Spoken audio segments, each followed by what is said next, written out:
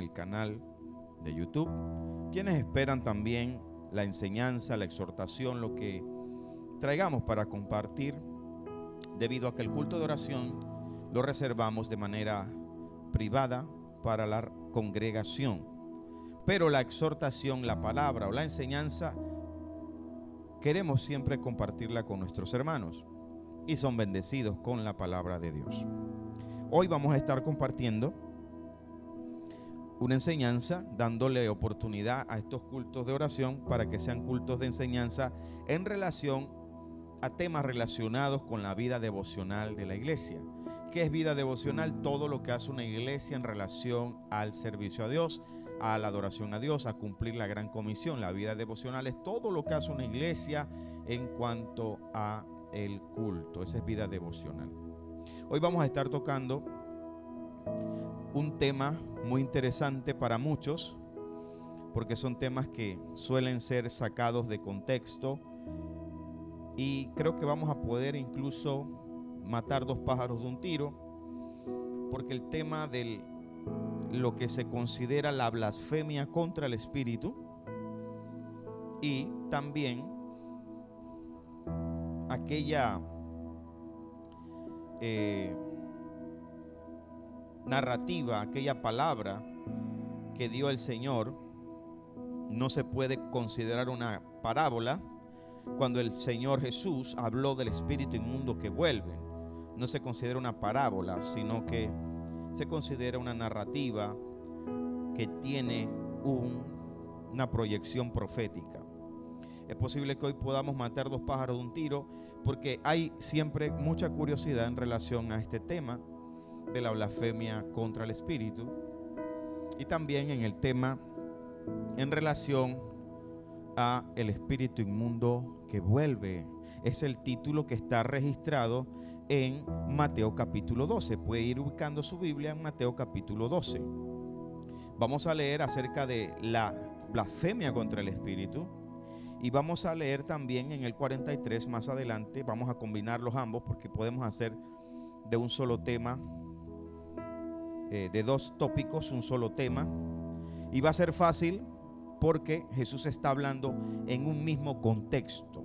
Jesús le está hablando a la misma gente, es una sola hilación de pensamiento, así que podemos hacerlo. ¿Por qué vamos a abordar este tema, hermano? Porque, por ejemplo, la blasfemia contra el Espíritu Santo, mucha iglesia, creo que una gran cantidad de cristianos no tienen conocimiento de que si la blasfemia del Espíritu aplica o no para un creyente. ¿Un creyente puede blasfemar contra el Espíritu? Hoy vamos a ver si sí o no. Otra cosa que vamos a aclarar hoy, si nos da tiempo, creo que sí. Cuando se toma Mateo capítulo 12, del 43 al 45, cuando Jesús habla del espíritu inmundo que vuelve, se toma este pasaje bíblico para ministrar, enseñar y predicar de que el Espíritu Santo deja a la persona o se va de la persona después de que fue sellado.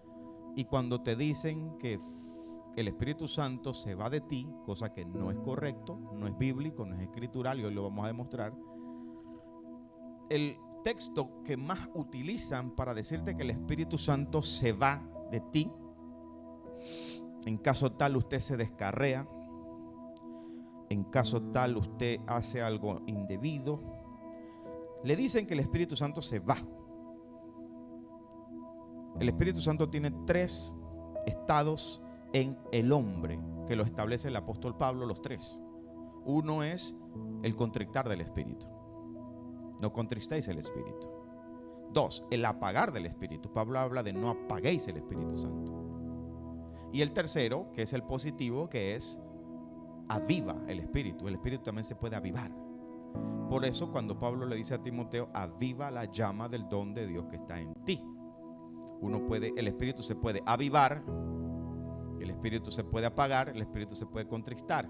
Pero bíblicamente, una persona que ha creído, que se ha arrepentido, de todo corazón, que ha confesado a Cristo como su Señor y fue sellado por el Espíritu Santo no abandona a la persona, no abandona la morada. Nosotros somos templo y morada del Espíritu. Hoy vamos a demostrar por la palabra que además de que el Espíritu Santo hace morada en usted, también es dueño de la morada y que no la abandona, porque va en contra de los principios establecidos por Dios. Está interesante, ¿verdad? Qué bueno, gloria a Dios. Ahora, en Mateo capítulo 12, Jesús está teniendo una batalla. Siempre tengo que darle contexto a todo lo que enseñamos.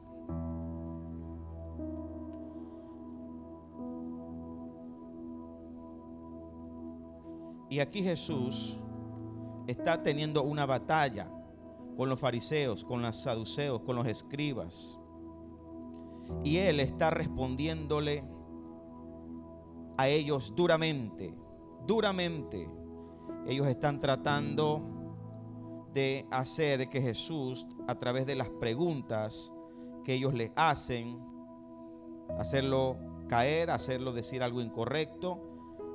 Tenían celo. Acuérdense que los fariseos y saduceos tienen celo de Jesús. Por esa razón ellos trataban siempre de matarlo, ¿ok? Una de las cosas que aquí en esta iglesia yo creo que ya se vienen considerando fuertemente es que el pastor trata de no sacar textos de su contexto, ¿verdad? De enseñar correctamente la palabra con principios teológicos, exegéticos, pero el interés es que usted sea libre de yugos, de ataduras, de falsas doctrinas, porque no hay nada más triste para una persona que le hagan creer que el Espíritu Santo se fue de él. Eso es triste. No hay nada más peligroso que le hagan creer a una persona que pueden venir 7 demonios peores y habitar adentro de la persona. Las personas tienen terror. Y también no hay nada más peor que alguien le haga sentir que usted, si se convierte a Cristo, tiene la capacidad de blasfemar contra el Espíritu Santo, cosa que es incorrecto. ¿Ok? Vamos a la lectura de la palabra de Dios, donde les dije en Mateo capítulo 12.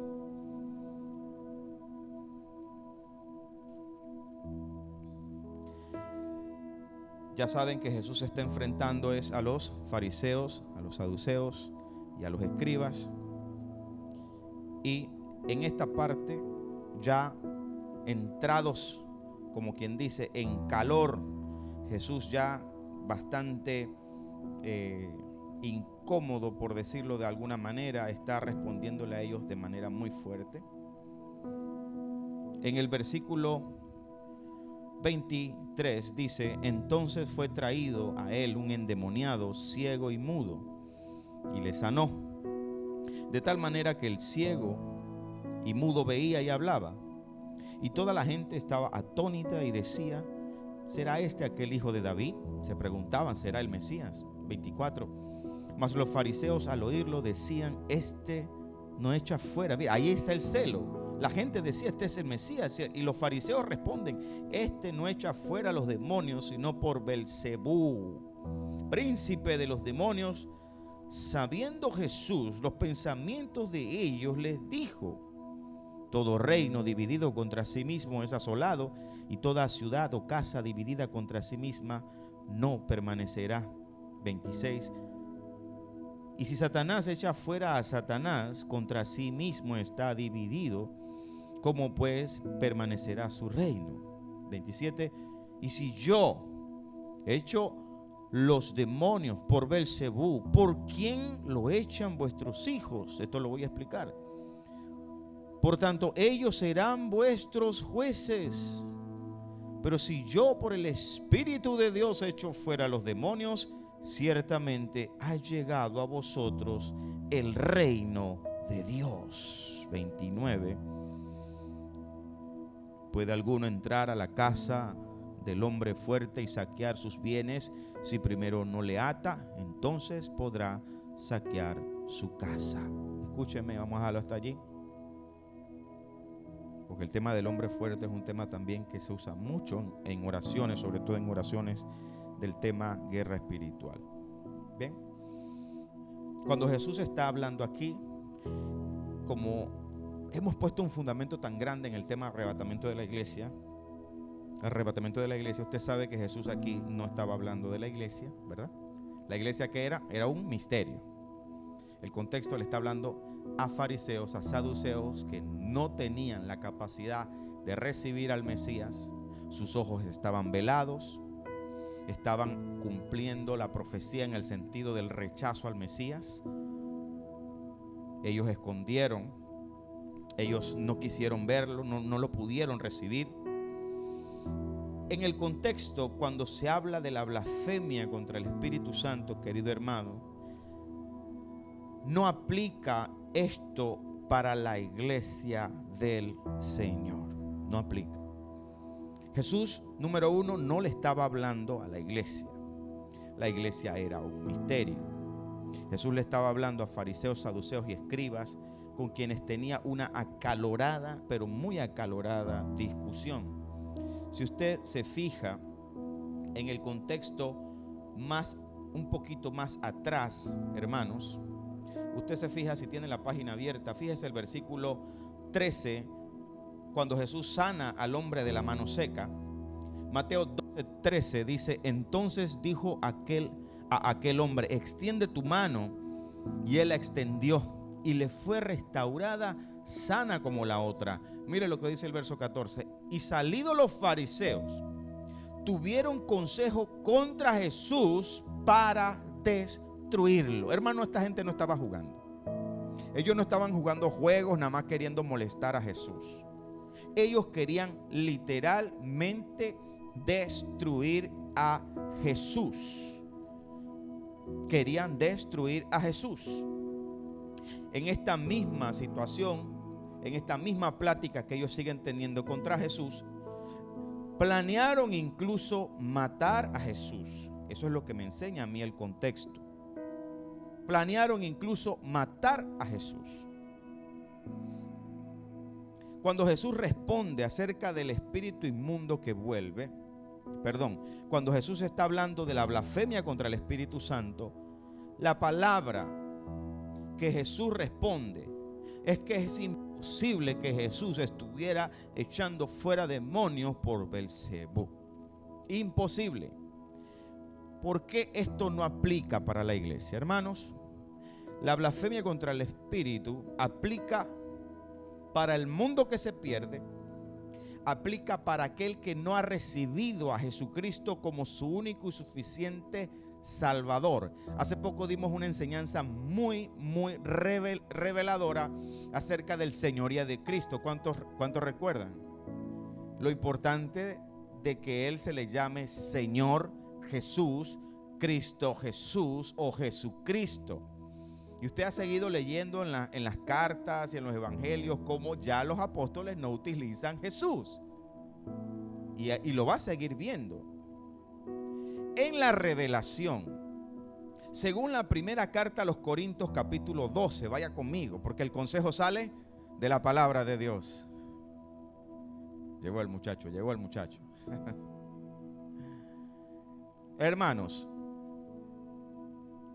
vamos a ver algo muy especial. ¿Cuántos recuerdan cuando dimos la enseñanza y que lleva por título ¿Cuál guerra? En el canal? Lo pueden ver en el canal. Los que están aquí pueden buscar en el canal una enseñanza que se llama ¿Cuál guerra?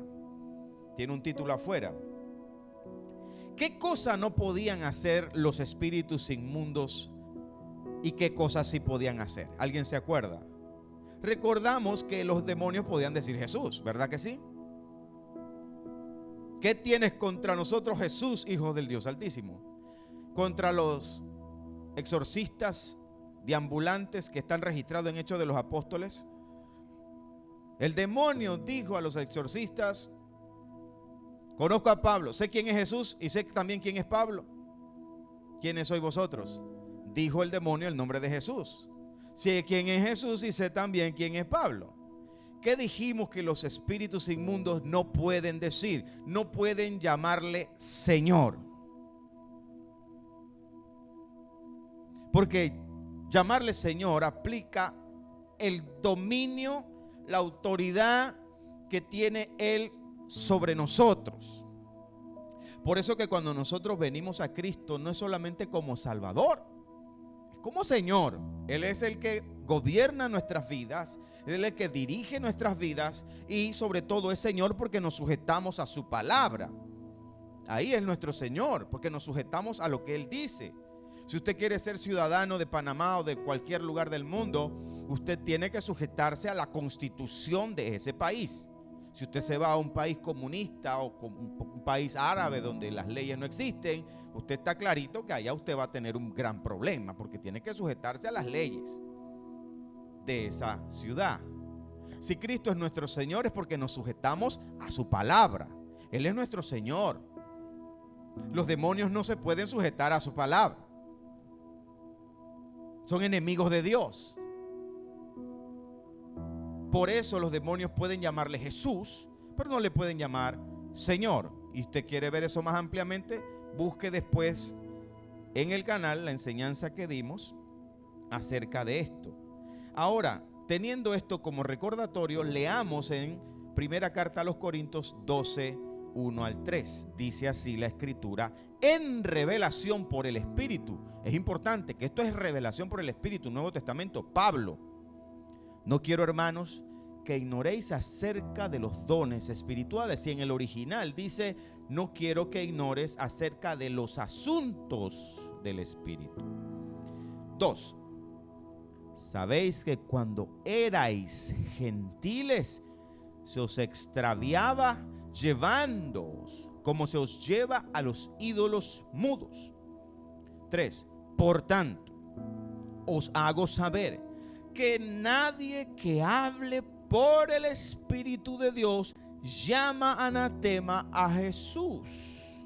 Y nadie puede llamar a Jesús Señor, sino por el Espíritu Santo.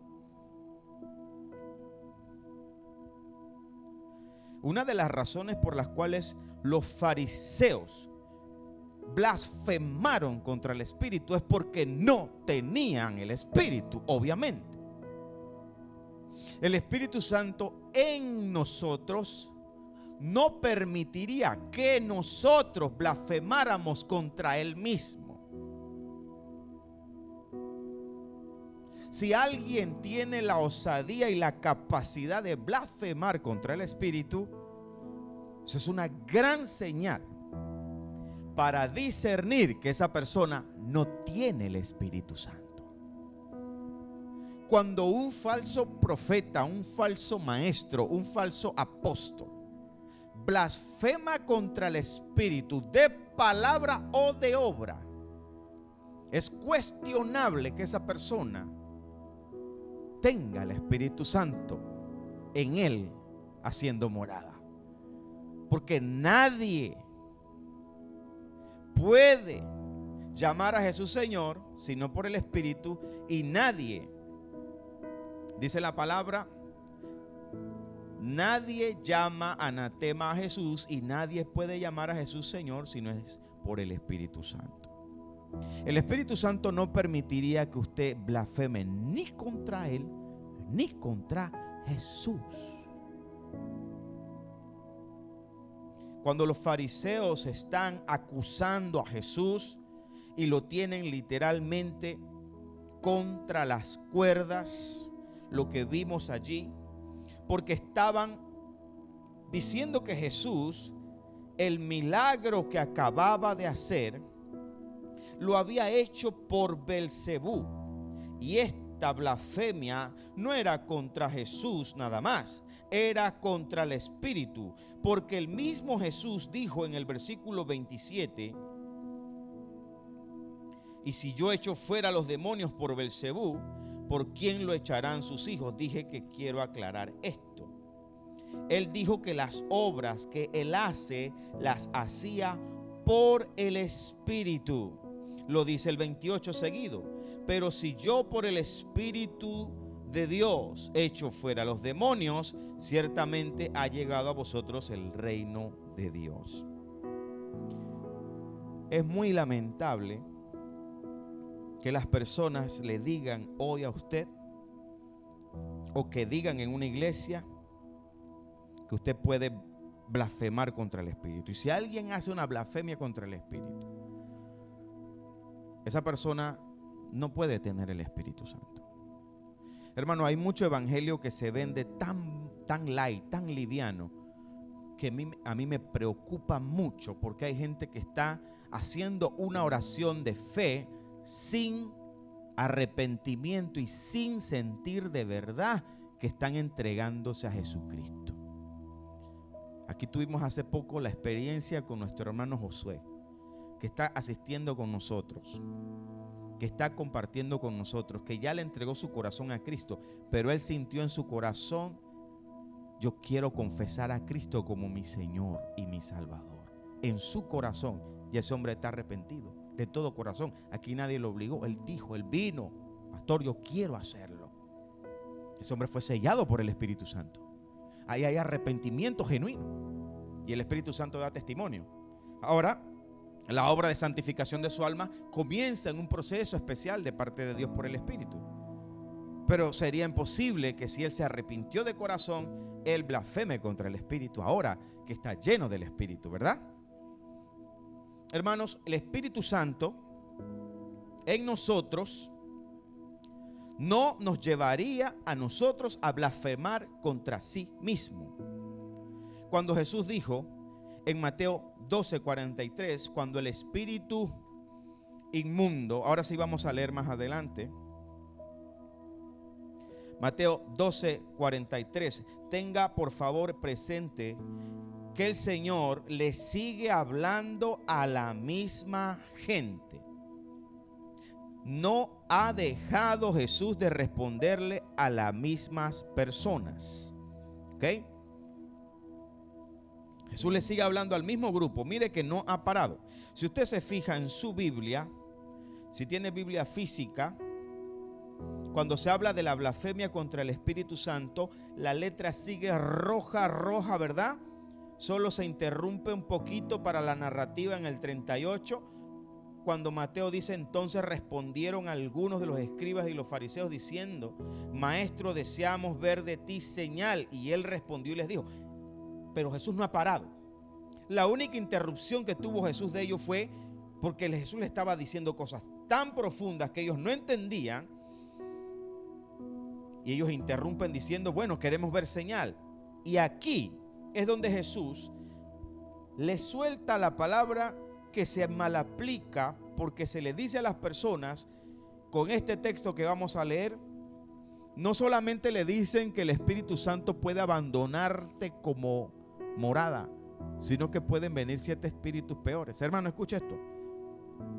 Un cristiano, y por eso me voy a meter en problemas con mucha gente en la transmisión y con ustedes. Y sépalo, hermano, cuando usted ve en una iglesia evangélica, escuche esto. Cuando usted ve en una iglesia evangélica y usted llega a ese lugar y se forma este chiquichou de demonios, porque eso es un show, para que el hombre se vea muy grandote, ¿está? El hombre sube al púlpito, no hay Biblia, el hombre no trae ni el título de mensaje, no hay nada, es show. Empiezan a soplar, empiezan a tumbar gente, y la gente está esperando palabra de vida eterna, están esperando consuelo para sus problemas, están esperando palabra del Espíritu.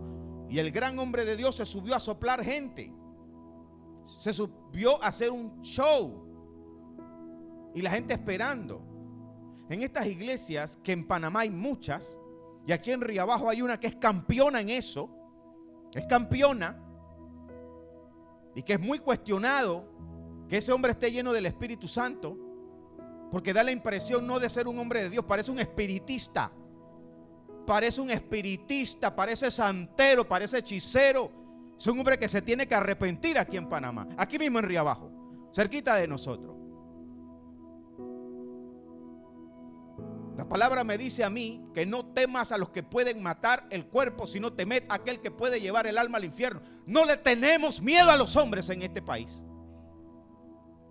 Que vengan como quieran, hermanos. Como quieran que vengan. Los supuestos apóstoles y supuestos profetas de Panamá. Hace tiempo hay que confrontar a esa gente. Por eso es que están haciendo lo que les da la gana. Porque nadie los confronta. Porque son unos sinvergüenzas. Parecen espiritistas. En esas iglesias, sobre todo en esta de Río Abajo,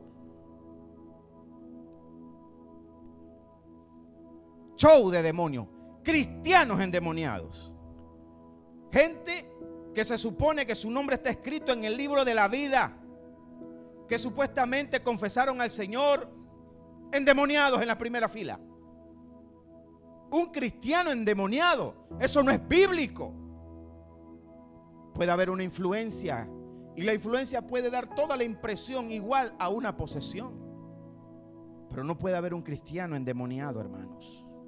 Si hay un cristiano endemoniado, se tiene que examinar no solo el cristiano que está disque endemoniado, sino que se tiene que examinar el que está arriba ministrando. ¿Qué es lo que está ministrando él?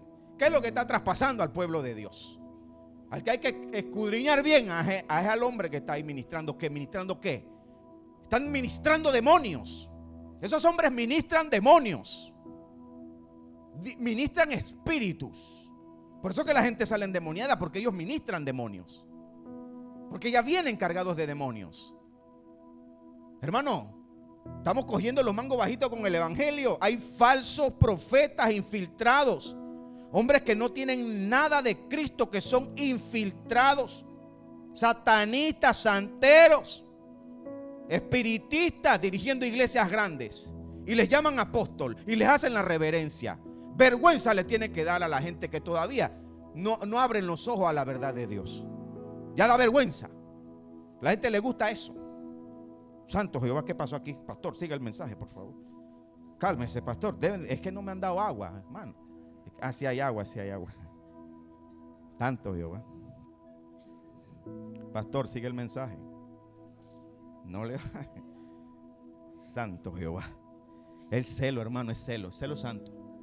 No se equivoque, es celo de Dios. Celo. Porque abusan de las ovejas, de la ignorancia, de la falta de conocimiento. ¿Verdad? Hay gente que está allí porque no tienen conocimiento.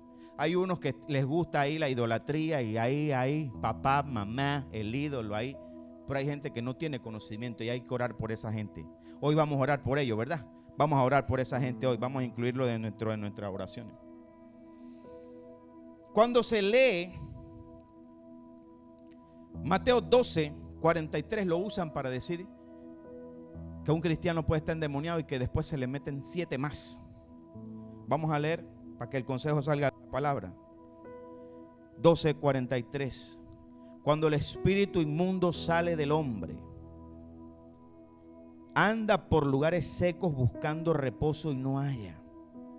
Entonces dice: volveré a mi casa de donde salí. Y cuando llega la halla desocupada, barrida y adornada, entonces va y toma consigo otros 7, mira el número, 7 espíritus peores que él, y entrados moran allí, y el postrer estado de aquel hombre viene a ser peor que el primero. Aquí está la parte clave. Así también acontecerá a esta mala generación. Escúcheme, ahora sí le voy a explicar esto. Número 1, vamos a explicar esto muy bien, porque de eso se trata el tema de hoy, por eso ahí está el título. El versículo 43 de Mateo 12, lo primero que Jesús está marcando es la realidad de una posibilidad de un hombre que sin Cristo y sin el Espíritu es poseído y no tiene el Espíritu Santo. Eso es una realidad.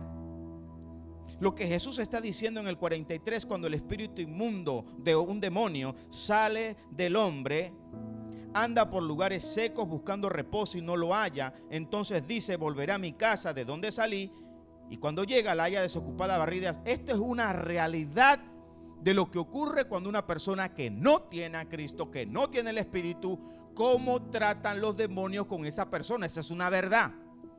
Pero a lo que Jesús se está refiriendo aquí y no le está hablando a la iglesia, se le está refiriendo Jesús a la nación de Israel. ¿En qué sentido? Escuche bien que esto es profundo y esto no es la primera vez que lo enseñamos. Lo que Jesús está mostrando aquí es el estado que tendría la nación de Israel después de que se cumple la profecía y después de que Jesús parte. Número 1, la salida del templo y cuando Jesús parte de esta tierra. Lo que Jesús está poniendo como ejemplo en esta narrativa del espíritu inmundo que vuelve es el estado en el que quedaría la nación de Israel desolada sin recibir al Mesías.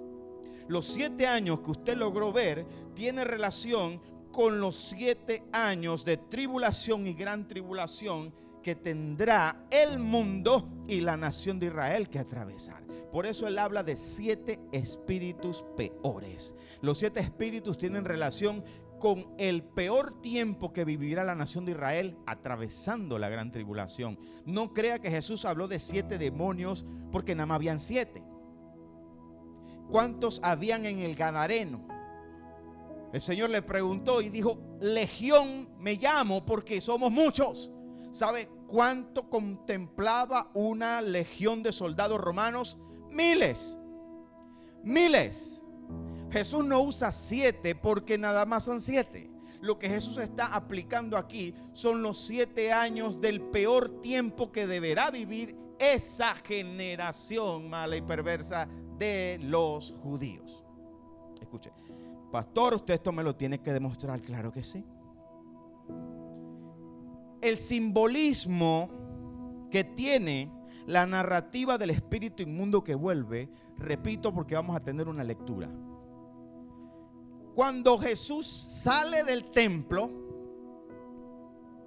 se cumplía la profecía de Ezequiel capítulo 10. El profeta Ezequiel vio en visión que nuestro Señor, cuando se encarnaría representando el templo, iba a llegar al templo como lo ve el profeta Ezequiel, y la salida del templo. Anote el texto, por favor. A ustedes les gustan textos. Ezequiel 10, 18 al 20.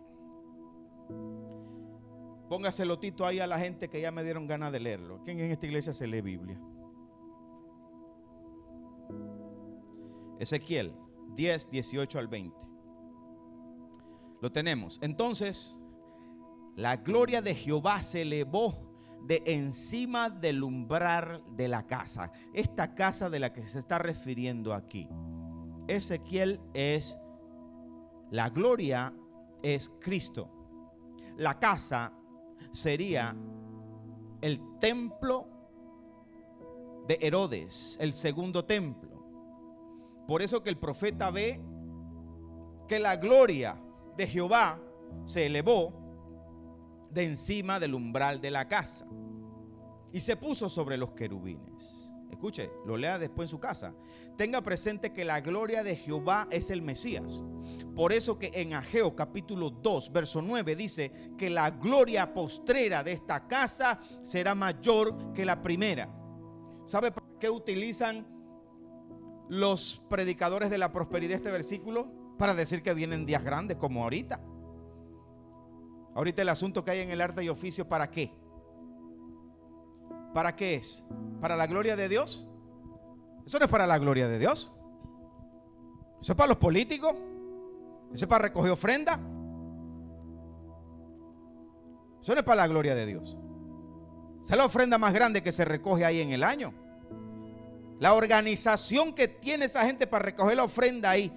Si hay 30,000, 34,000, en una ocasión yo fui 30 y pico de mil gente, no se va nadie sin dar la ofrenda que tiene que dar. Y la gente mete billete ahí, hermano. Ahí sí sueltan plata de verdad. Lleva a la gente la plata porque es el día del asunto. Y la ofrenda que sale de ahí es gorda. Más el cariñito que le dejan los políticos ahí. Un cariñito. Gracias por ponerme aquí en la plataforma. Le dejan un cariñito ahí. Sí, porque esa iglesia recibe muchos cariñitos de los políticos. Claro, por eso es que le vacían el chorro de aceite, porque le dejan su cariñito ahí. Así quien no. Es antibíblico el tema del uso del aceite. Se lo vamos a explicar aquí con la Biblia. Contrista al Espíritu Santo. Desde ya se lo digo. Aquí usted jamás va a ver una botellita de aceite de oliva aquí.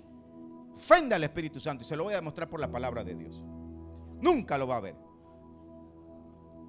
Así es. Nada más para ensalada y para freír hojalda.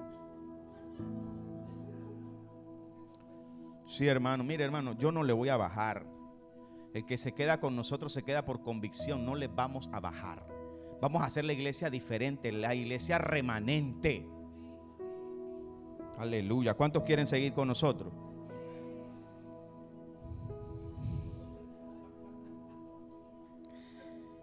Cuando se habla del espíritu inmundo que vuelve, se le está dando cumplimiento a Ezequiel capítulo 10.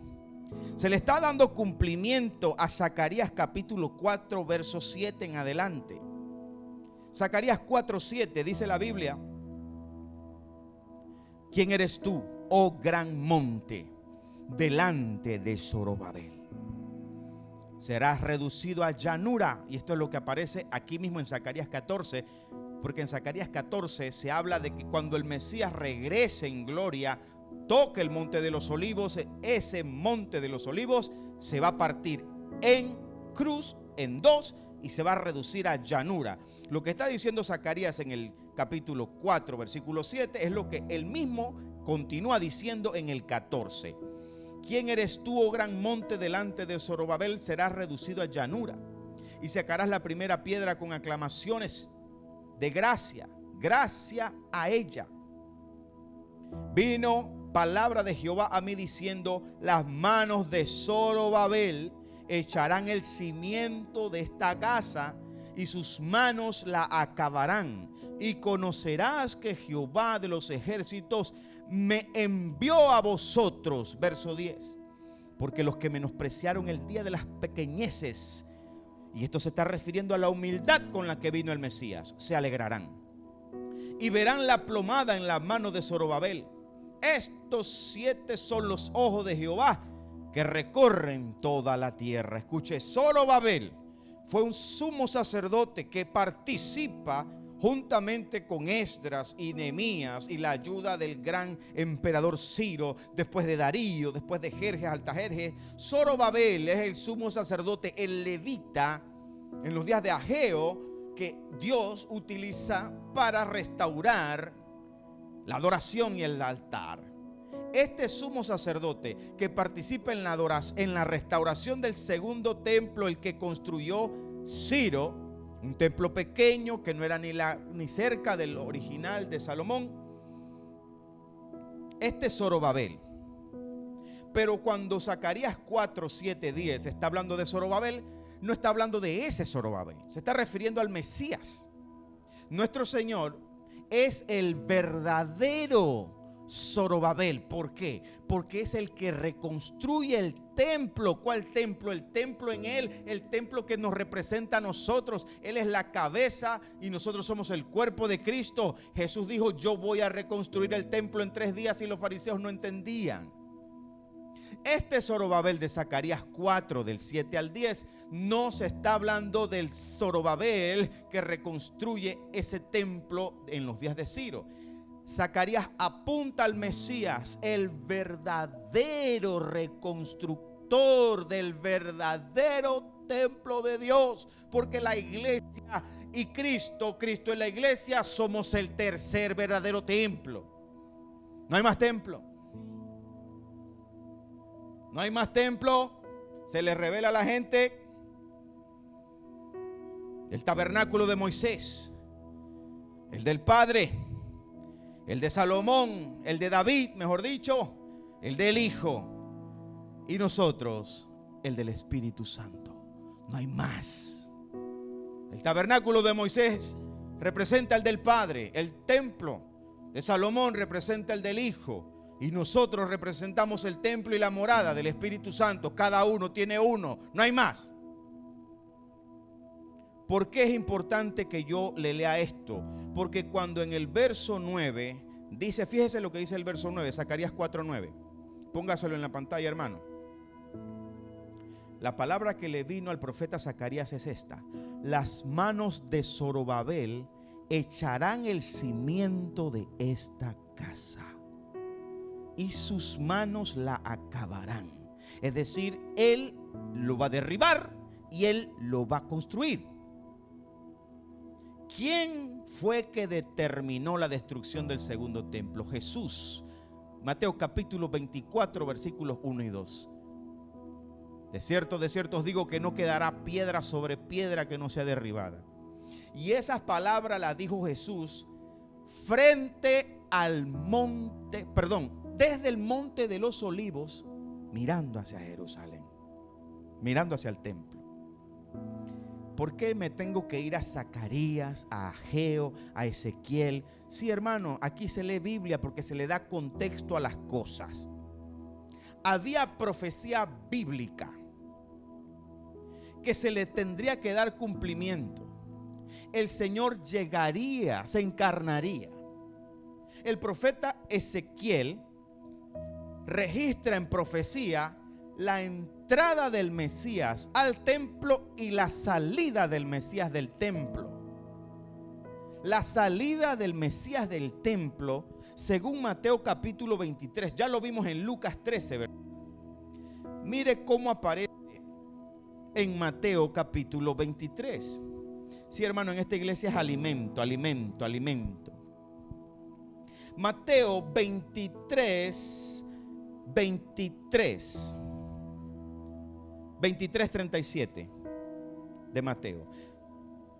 Jerusalén, Jerusalén, que matas a los profetas y apedreas a los que te son enviados. ¿Cuántas veces quise juntar a tus hijos como gallina junta a sus polluelos debajo de sus alas, de las alas, y no quisiste? ¿Qué dice el Señor en el 38? He aquí, vuestra casa os es dejada desierta. Cuando usted ve en el espíritu inmundo que vuelve, ¿qué dice la Escritura cuando habla del espíritu inmundo que vuelve? Dice la palabra de Dios, lo voy a recordar: cuando el espíritu inmundo sale del hombre y anda por lugares secos buscando reposo, entonces dice: volveré a mi casa. Salí, y cuando llega la halla como desocupada, barrida y adornada. La nación de Israel quedaría desierta, quedaría desocupada. Por eso es que Jesús les dice a ellos, cuando está saliendo del templo, cuando está justamente saliendo del templo, es cuando Él les dice que la casa, he aquí, vuestra casa os es dejada desierta. Tito, ¿se lo puede poner en la pantalla al 23:38, por favor? Y déjeselo ahí un ratito.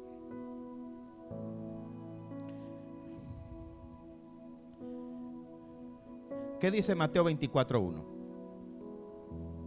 Cuando Jesús salió del templo, justo después de que Jesús dice lo que dijo en Mateo 23:37 al 39, sale del templo. Aquí se está cumpliendo la salida de la gloria de Dios del templo. La gloria de Dios que vio el profeta Ezequiel, que la gloria se iba del templo, se estaba cumpliendo aquí. Porque este templo iba a ser destruido. Este templo no quedaría en pie, porque lo dijo el profeta. El profeta dijo que él lo derribaría y que también él mismo lo iba a volver a construir. Eso es lo que se está cumpliendo acá. Por eso, hermanos, es que Zacarías dice: las manos de Zorobabel. ¿Quién es Zorobabel? Cristo. Las manos de Zorobabel echarán el cimiento de esta casa y sus manos la acabarán. Cuando Jesús sale del templo. Se cumple Mateo 23. Cuando se cumple en Mateo capítulo 23, 37, he aquí vuestra casa os es dejada desierta. El hecho de Jesús salir del templo, de la casa de Dios, estaba dándose cumplimiento a todas las profecías que se habían dado de la llegada del Mesías y de la salida del Mesías. La nación de Israel iba a quedar desolada porque el Mesías llegó, no lo recibieron. En vez de eso lo confrontan, en vez de eso lo persiguen, en vez de eso lo quieren destruir. Y en esa confrontación, el Señor les da a ellos una narrativa que se llama El espíritu inmundo que vuelve, según el título, pero ese título lo pusieron ahora. Jesús les viene hablando a todos esos fariseos. Y en la respuesta que Jesús le da, Jesús le dice: entonces volveré a mi casa de donde salí, dice el demonio, y cuando llega la haya desocupada, barrida. Así quedó la nación de Israel. Con la salida del templo de Jesús, cumpliéndose la profecía, la nación de Israel iba a quedar desolada, desierta. Jesús lo dijo: vuestra casa es dejada desierta y no me volveréis a ver hasta que no digáis: bendito el que viene en el nombre del Señor. ¿A qué se refiere Jesús cuando habla del espíritu inmundo que vuelve? Al estado en el que quedaría la nación de Israel al no recibir al Mesías. Y los 7 espíritus peores no es porque no habían más, no es porque es un estándar, no es porque 7 demonios son específicamente, porque los demonios se portan bien y nada más somos 7, nada más caben 7, son 7 y son 7. No. En el Gadareno era una legión de demonios. Jesús usa 7 porque él no estaba hablando necesariamente del tema guerra espiritual ni nada. Él estaba hablándole a los fariseos, a la nación de Israel, y en el estado que ellos quedarían cuando él sale del templo, y sobre todo cuando él se levanta al tercer día, se despide de la tierra en el monte de los olivos. La nación de Israel quedó desierta, quedó desolada. El Mesías vino, no lo pudieron recibir. A esa desolación se refiere Jesús cuando habla del espíritu inmundo que vuelve. No está hablando de guerra espiritual, no está diciendo que la persona que se descarrea vienen 7 demonios más. No existía la iglesia, no había la iglesia, lo están sacando de contexto. Jesús le está respondiendo a los fariseos y a la nación de Israel. ¿Cómo quedarían ellos cuando la profecía se cumpliera y él sale del templo, y sobre todo cuando se va a la diestra del Padre? Israel quedó desierta, desolada. No lo pudieron recibir y no podían tener el Espíritu Santo tampoco. ¿Qué nos hace a nosotros especiales? ¿Qué nos hace a nosotros especiales? ¿Qué nos hace diferente a nosotros? Con lo que yo le voy a compartir ahora, no solamente le va a demostrar qué nos hace diferentes, sino que cuando usted recibe el Espíritu Santo no puede salir de usted. Usted tiene que preocuparse por no contrictarlo. Tiene que preocuparse por no contrictarlo, por no apagarlo y por avivarlo, mantenerlo avivado. Amén. ¿Qué nos hace diferente, hermano? El Señor está a la diestra del Padre. Amén. Se supone que nosotros, cuando Él se fue, deberíamos quedar igual que los judíos, desiertos, desolados. Pero ¿quién quedó aquí por Él? El Espíritu Santo. Ellos quedaron desolados, desiertos, vacíos. La nación de Israel es una casa desolada, vacía, porque no tiene el Espíritu, porque no conocieron al Señor, porque no tienen la revelación, pero nosotros sí. Jesús lo dijo, y vamos a leer Juan 14, 15. Ya estamos terminando. Que esto se te revele, hermano. Si alguien te dice que el Espíritu Santo se va de ti, hoy se te va a revelar que eso no ocurre. Que nadie te haga pensar que usted está endemoniado cuando ya usted fue sellado por el Espíritu Santo. Dice Jesús en Juan 14:15: si me amáis, guardad mis mandamientos. Esto no lo podían hacer los fariseos ni la nación de Israel. Mira lo que dice Jesús, mira lo hermoso.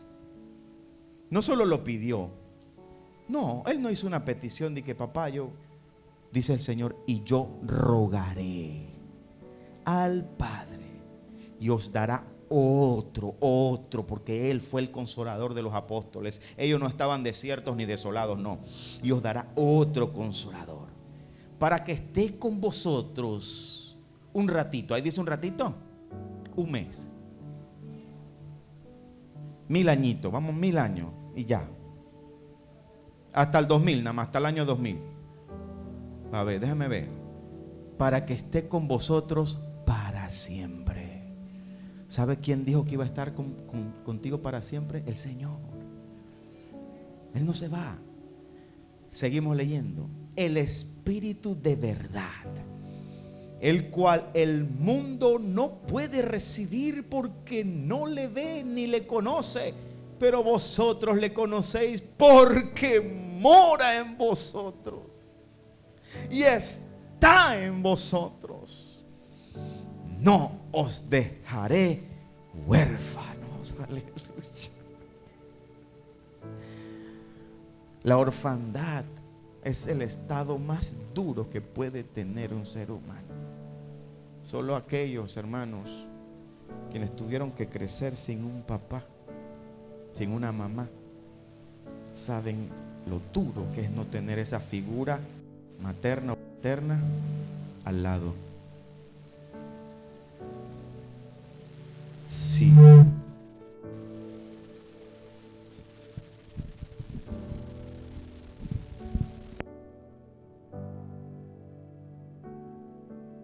Dos.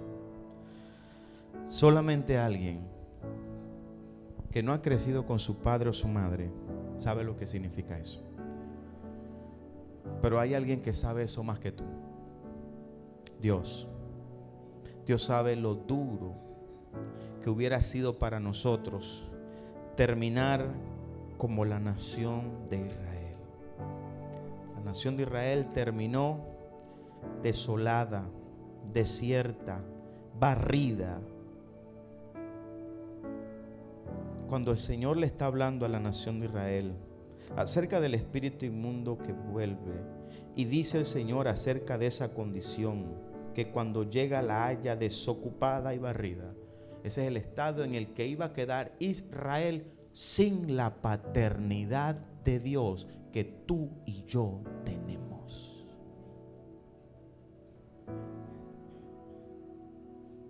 Estar en esta tierra sin la paternidad, sin el Espíritu, sin sus pactos, sin sus promesas, sin la palabra profética más segura, eso es estar desolado y desierto. La nación de Israel fue a quien el Señor se les dirigió hablando del espíritu inmundo que vuelve. Y esos 7 años tienen relación con los 7 peores años que tendrán que ellos atravesar en la tribulación y gran tribulación. Que nadie jamás, hermano, si usted sabe que un día recibió una palabra y esa palabra te traspasó, te transformó, tú dijiste: Señor, entra a mi corazón, te entrego mi vida, así como lo hizo nuestro hermano José con todo su corazón. Él recibió el sello del Espíritu Santo. Nosotros, hermanos, dice el Señor que Él iba a rogar al Padre y que el Consolador que vendría estaría con nosotros para siempre. El Señor no puso condiciones aquí. Bueno, si te descarreas un poquito. No. Mi compromiso es mantenerlo avivado. Aviva la llama del don de Dios que está en ti. Mi compromiso es no contristarlo, no apagarlo, mucho menos apagarlo, ¿verdad? Pero no se puede ir porque Él dice que estará con nosotros para siempre. El Espíritu Santo nos da a nosotros la paternidad de Dios. ¿Sabía eso? Porque sin Él somos huérfanos. Quiere decir que por medio del Espíritu somos hijos de Dios aquí en la tierra. El Espíritu Santo nos da un sello. Hermanos, en Apocalipsis capítulo 5, los sellos que Dios pone nadie los puede quitar. Cuando Juan vio que nadie ni en el cielo, ni en la tierra, ni debajo de la tierra podían tener, ninguno era digno de desatar los sellos, solamente uno, el Cordero de Dios. Los sellos de Dios no los quita nadie, dígale amén a eso.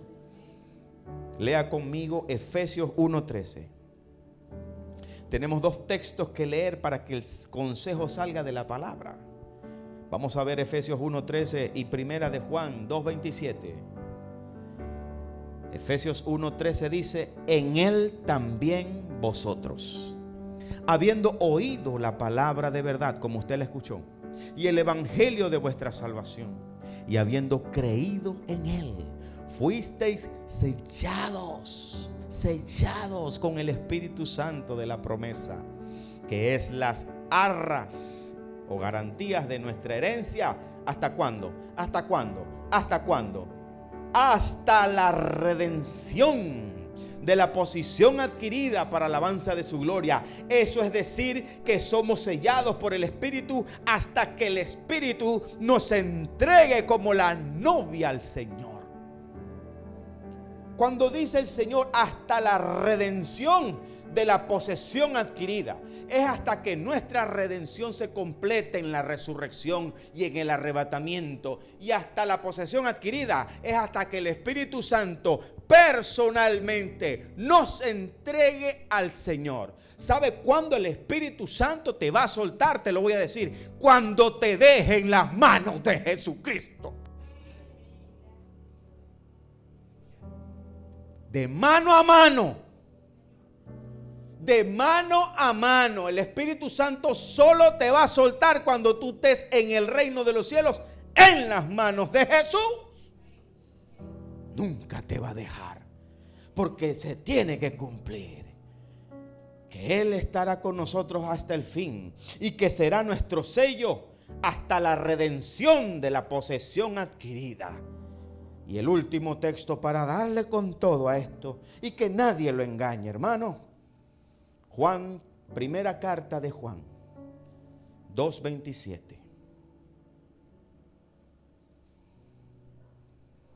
Si alguien te quiere decir que el Espíritu Santo se va de ti, usted va a tener cómo responderle. No se deje engañar, porque cuando la gente se deja engañar vienen las influencias diabólicas y la gente quedan haciendo cosas que no son posesiones, son influencias. No son posesiones, son influencias. Que nadie te diga que se va. Primera de Juan 2:27, ¿sabes qué dice? Hablando del Espíritu: pero la unción que vosotros recibisteis, hablando del Espíritu, permanece. Permanece en vosotros. Y no tenéis necesidad de que nadie os enseñe. Así como la unción misma os enseña todas las cosas, y es verdadera y no es mentira, según ella os ha enseñado, permaneced en Él. Escucha, hermano. Pero la unción que vosotros recibiste, se está hablando del Espíritu, permanece. ¿Lo digo yo? ¿Lo dice Juan? Lo dice el Espíritu. El Espíritu mismo está inspirando a Juan. Juan solo escribe. El apóstol Juan solo escribe lo que el Espíritu le indica. Y si el Espíritu mismo le dice a Juan que Él, quien es la unción que recibimos al venir a Cristo, permanece en nosotros. Y la Biblia te está diciendo que es un sello divino. Y hoy el Espíritu te dice a ti que de mano a mano vas a pasar. No hay intermediario. Él nos va a entregar a nosotros. Cuando alguien te quiera decir que un cristiano puede ser poseído, El apóstol Pablo dice que somos templo y morada del Espíritu. Y no solamente que somos templo y morada del Espíritu, sino que dice el apóstol Pablo que nosotros no nos pertenecemos a nosotros mismos. Usted lo quiere leer, ¿verdad? Dígame que sí, hermano. Póngame contento, déme alegría. Dígame, sí, pastor, hay que leer Biblia para aprender bien. Primera de Corintios 6, 19. Usted ha visto este versículo, pero ahora lo va a amar mucho más porque se le va a revelar lo que venimos enseñando. Pablo dice, hay que leer rápido porque Josué me gana, siempre va para adelante, va leyendo adelante. Josué va siempre leyendo adelante. Primera de Corintios 6, 19. Pablo dice, ¿o ignoráis que vuestro cuerpo es templo del Espíritu Santo, el cual está en vosotros? Pero mire lo que viene, el cual tenéis de Dios y que no sois vuestros. ¿Sabe qué significa? Que usted no solamente es templo y morada, sino que le pertenece al Espíritu. No sois vuestro, usted no es suyo, usted no es de usted, usted le pertenece al Espíritu Santo de Dios. Aleluya. ¿Y sabes qué se te tiene que revelar? Escucha. Si eres templo y morada del Espíritu y no eres tuyo si no eres de Él, escucha. El Espíritu Santo no comparte la morada. No comparte la morada. No la comparte. Eso es suyo. Él no comparte la morada. No la comparte.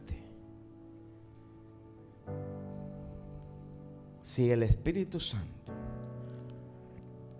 saliera de la persona y entrara un demonio a la persona, se consideraría un sacrilegio, una blasfemia.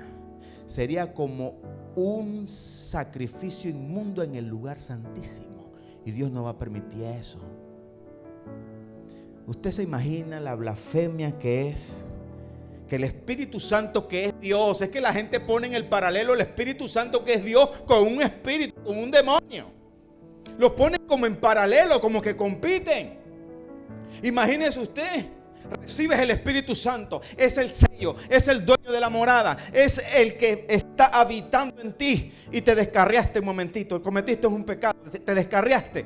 Entonces llega un demonio a ti, llega, Espíritu Santo, ábreme. Ve que me toca a mí. Sal, porque me toca a mí. Así es que la gente te vende esto. Sal, voy yo. Entonces el Espíritu Santo se tiene que ir, pues, porque te descarriaste.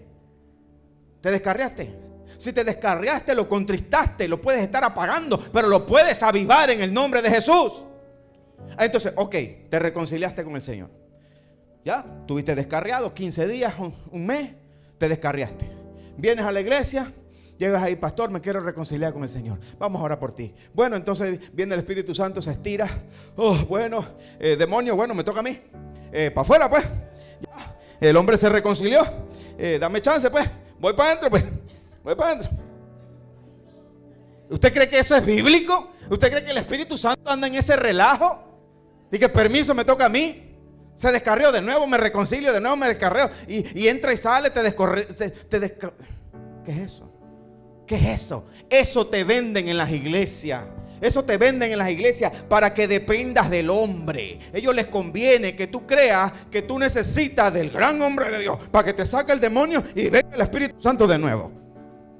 Y tú dependes del hombre, no de Cristo. Falsa doctrina, señoras y señores. El Espíritu Santo, dice Pablo, ¿o ignoráis que vuestro cuerpo es templo del Espíritu Santo, el cual está en vosotros, el cual tenéis de Dios, y no sois vuestros? Wow. Cuando le digan de nuevo que el espíritu inmundo que vuelve es porque usted se le pueden meter 7 demonios, dígale, usted no sabe ni lo que usted está hablando, hermano. Siéntelo ahí, dele palabra de Dios y ayúdelo a salir de ese error. ayúdelo a salir de ese engaño en el que lo metieron. Y si alguien le dice a usted que la blasfemia del Espíritu Santo, usted sabe ya qué responderle a esa persona. Señor, oramos por la enseñanza. Padre, te damos gracias por tu palabra, porque ella quita vendas de engaño, Dios, porque nos da libertad, porque descansamos en ti, Dios, porque reconocemos cuán grande es Dios, cuán grande es Dios. Gracias, Señor, porque el Espíritu Santo de la promesa no fue enviado de cualquier forma. Tú dijiste: yo rogaré al Padre y Él enviará a otro. No nos dejarías huérfanos, Señor. Tu palabra dice que estarías con nosotros hasta el fin. Hasta el fin. Nos entregarías de mano a mano. Porque la única manera, Espíritu Santo, que nos sueltes es cuando nos entregues en las manos directas de aquel que pagó por nuestros pecados. Gracias, Señor, porque tú dijiste: mis ovejas que el Padre me dio, nadie las puede arrebatar de la mano de mi Padre. Y ahora lo entendemos. Ahora entendemos por qué nadie puede arrebatar a las ovejas de la mano del Padre. Ahora se nos revela. Por eso es que nadie puede arrebatar a las ovejas de la mano del Padre. Gracias, Espíritu Santo. Ayúdanos a mantenerte avivados siempre y no contristados. Te damos gracias por la palabra que nos trae revelación, que nos da descanso, que nos da paz. Te damos gracias, Señor, por esta congregación que en humildad, en modestia, quiere y busca agradarte, Señor. Te damos gracias por la palabra que el Espíritu Santo se nos revela.